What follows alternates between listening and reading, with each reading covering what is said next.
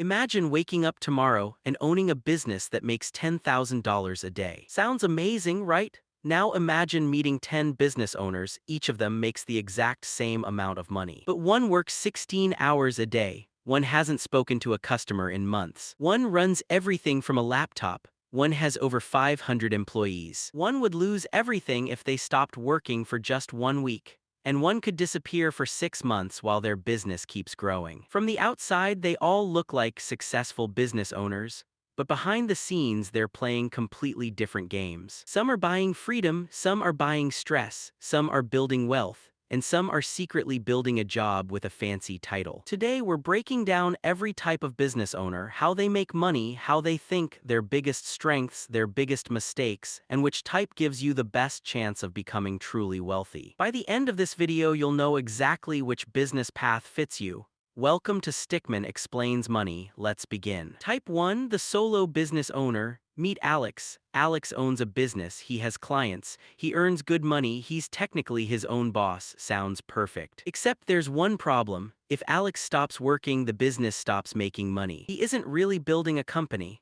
He's building a job where he happens to be the boss. Think about freelance designers, consultants, personal trainers, photographers, lawyers, accountants. Many own successful businesses, but they're also the product. Their knowledge, their time, their experience, that's what customers are paying for, which means every hour has a limit. The upside, starting is incredibly easy. Low costs, very little risk, fast income, no employees, no office, no complicated systems. But eventually, every solo business owner reaches the same crossroads: keep selling time or start building systems. The smartest ones begin outsourcing, then documenting, then automating. Little by little, they stop being the worker and start becoming the owner. Because real businesses don't depend on one person, even if that person is brilliant. But what happens when your business isn't built around you, it's built around your neighborhood? Type 2, the local business owner. Walk down almost any street and you'll see them: the coffee shop, the barber, the dentist, the bakery, the gym, the restaurant, the mechanic. Most people completely underestimate them.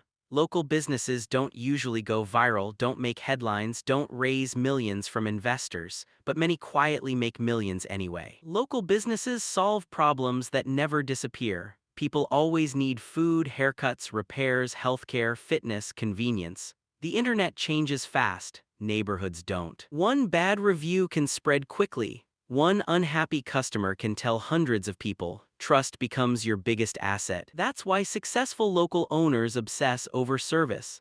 Because every happy customer can become 10 future customers, and every disappointed customer can become free advertising for your competitors. Imagine two pizza shops, same street, same prices, same ingredients. One owner remembers every customer's name, the other barely looks up from the cash register. 5 years later, one shop has lines out the door, the other is permanently empty. The pizza wasn't the difference, the experience was. Business isn't always about having the best product. Sometimes it's about giving people the best reason to come back. Now let's leave the neighborhood. The next business owner doesn't care where their customers live. They could be anywhere on earth. Type 3, the e-commerce business owner. While the local business owner unlocks the front door every morning, Emma wakes up, checks her phone, and discovers she made sales while she was asleep. Your store never closes, your customers never stop browsing. Your market isn't one city, it's the entire world. Sounds incredible, and it is. But it's also brutally competitive. Successful e-commerce owners don't just sell products, they build brands. Anyone can sell a water bottle. Very few people can convince customers to choose their water bottle. Packaging, story, trust, customer experience, reviews, speed, community. Those invisible things become visible profits. The biggest mistake beginners make: thinking success comes from finding a winning product. Experienced owners know winning products eventually lose. Winning brands keep winning. Because customers remember feelings long after they forget prices. Quick question: if someone gave you $100,000 today, which business would you start? Leave your answer in the comments. So far, we've met the solo business owner, the local business owner, and the e-commerce owner. 3 completely different businesses, 3 completely different lifestyles. But none of them are the most scalable. Because next we're meeting someone who can build a $1 million business using nothing more than ideas, a camera, and an internet connection. Type 4, the creator business owner. Imagine starting a business where you are the marketing, no storefront, no warehouse, no sales team, just ideas turned into content. 5 years ago, she had a normal 9 to 5 job. Today, millions of people know her name, not because she's famous, because she consistently creates value. Videos, podcasts, newsletters, courses, books, templates, communities, each piece of content works like a tiny employee bringing in new customers every single day. Traditional businesses interrupt people with ads. Creator businesses attract people with trust. People don't buy because they're forced to, they buy because they already believe in you. Most creators never become business owners. They become content machines, constantly chasing views, posting more, editing faster, working longer without ever building something that exists beyond the next upload. The smartest creators think differently. Content isn't the business. Content is the bridge to the business. The audience comes first, the product comes second, and that's how creators stop trading videos for money and start building companies. Now imagine something completely different. No audience, no followers, no customers, just one brilliant idea that might change an entire industry. Type 5, the startup founder. Late nights, whiteboards, pitch decks, coffee, investors, impossible deadlines. Meet Daniel. He doesn't want a business that earns a comfortable living. He wants to build something that changes the world. That's the mindset of a startup founder. Instead of asking, how can I make $100,000 this year? They ask, how can I reach 100 million users? That's a completely different game. Sometimes they spend years making almost no profit because every dollar goes back into growing faster. It's risky, very risky. Most startups fail. Funding runs out, competitors move faster, customers don't care, markets change, technology evolves, but every once in a while one startup succeeds and it isn't just a company anymore, it's an industry. That's why startup founders accept failure as part of the process. Because one huge success can outweigh dozens of failed attempts. Sometimes success isn't just about having the right idea, it's about having it at the right time. Some business owners chase explosive growth, others chase something much simpler, freedom. Type 6, the lifestyle business owner. Meet Emma. She could expand, hire 50 employees, open offices, raise investment, scale aggressively, but she doesn't want to. Instead, she built a business around her ideal life. She works 4 days a week, travels often, spends afternoons with her family, and still earns more than enough. To many entrepreneurs, that sounds crazy. Why not grow? Because growth isn't free. More employees means more management, more customers means more responsibility, more revenue often means more stress. Lifestyle business owners ask a different question. How much money is enough? That's surprisingly difficult to answer. Society constantly pushes us toward more revenue, more employees, more offices, more prestige. But what if your goal isn't building the biggest company? What if your goal is building the happiest life? Let's be honest, most people don't actually want a billion-dollar company. They want what they think a billion-dollar company will give them: freedom, choices, security, time with people they love. Sometimes those things can be achieved without building the biggest business in the room. So far, we've met the solo owner, the local owner, the e-commerce owner, the creator, the startup founder, and the lifestyle entrepreneur. But the next one is responsible for some of the biggest companies on earth. Unlike most entrepreneurs, they don't build one business, they build one, sell it, and immediately start another. Again and again. Meet the serial entrepreneur. Type 7, the serial entrepreneur.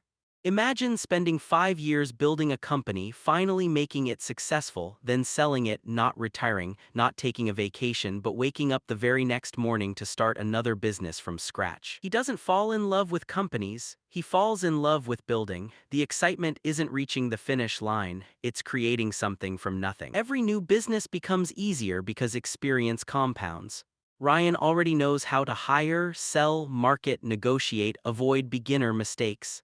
Every failure becomes a shortcut for the next company. That's why serial entrepreneurs often look incredibly lucky. People only notice business number 5, they never saw the 4 failures before it. But what if instead of building 5 businesses, you simply bought one that already existed? Type 8, the acquisition business owner. Most people think every entrepreneur starts from zero. They don't. Some skip the hardest part completely. Meet Lisa. The company already had customers, employees, equipment, revenue, profits. Lisa didn't invent anything, she improved everything. Better systems, better marketing, better hiring. Within 3 years, the business was worth twice as much. They don't chase ideas. They look for businesses that already work but could work better. Sometimes the biggest opportunity isn't creating something new, it's improving something old. Imagine buying a restaurant that's been around for 20 years.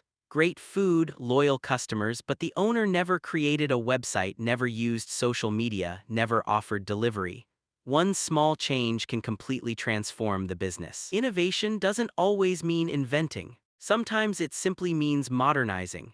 Now let's meet someone almost every successful entrepreneur eventually becomes, whether they planned to or not. Type 9, the systems builder. Here's a question. If you disappeared for 6 months, would your business survive? For many owners, the answer is no, because they are the system.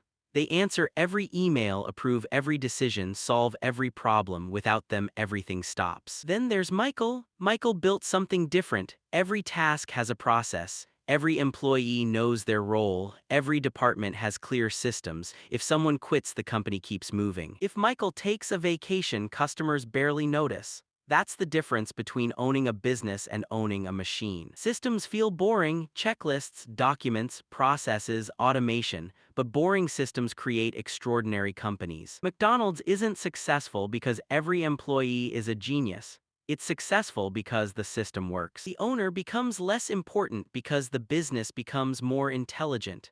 And ironically, that's when the owner becomes truly valuable, free to think about the future instead of putting out today's fires. Quick challenge: imagine leaving your business for 1 month. Would it keep making money or would everything collapse? Your answer tells you whether you own a business or a very stressful job. We've now met 9 types. Only one type remains, the one almost every billionaire eventually becomes. They stop building businesses and start building empires. Type 10, the business empire builder.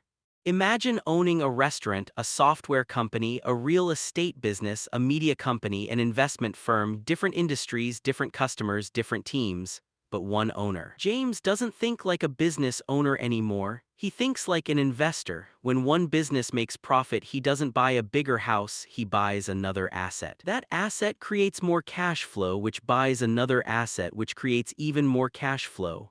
Eventually, he stops asking, "How can I grow my business?" and asks, "What business should I own next?" Most entrepreneurs spend their lives working inside one company. Empire builders spend their lives working above many companies. Every successful business becomes fuel for the next one. Over time, they're no longer building businesses. They're building an ecosystem. That's why many of the wealthiest entrepreneurs don't have just one company. They have portfolios, holdings, investments, entire ecosystems of businesses. Now let's step back. At first, these 10 business owners looked completely different. But after looking closely, they all share one thing: they stopped selling only their time. The moment your income becomes disconnected from every hour you work, everything changes. Maybe it's employees, software, systems, content, or investments, but successful business owners all learn the same lesson. Build something that continues creating value even when you're not there. That's the difference between owning a job and owning a business. If you're just getting started, don't worry about building an empire. Don't worry about owning 10 companies. Don't even worry about becoming a millionaire. Focus on building something useful. Then improve it, then build systems, then reinvest. The biggest mistake beginners make is trying to skip steps. They compare their chapter 1 to someone else's chapter 20. Every empire started with one customer. Every famous company started with one sale. Every successful entrepreneur started with uncertainty. The goal isn't to move fast. The goal is to keep moving. Because consistency beats intensity when you're building for the long term. Out of these 10 business owner types, which one do you want to become? Not the one that looks the coolest. The one that actually fits the life you want to live. Because success isn't just measured by money. It's measured by freedom, purpose, time, and the ability to wake up excited about what you're building. If you made it this far, you're already thinking differently than most people. Most people only see successful businesses. You now understand the systems, the strategies, and the mindsets behind them. So if you learned something new today, hit the like button, subscribe to Stickman Explains Money, and turn on notifications. Because every week we're breaking down the biggest ideas in money, one Stickman at a time. Watch the video, Every Type of Millionaire Explained. Because building a business is only half the story. Knowing what successful people do with the money they earn is what turns a business owner into someone who builds lasting wealth. The best business isn't the one that makes you look successful, it's the one that gives you the freedom to live the life you actually want. Thanks for watching. See you in the next one.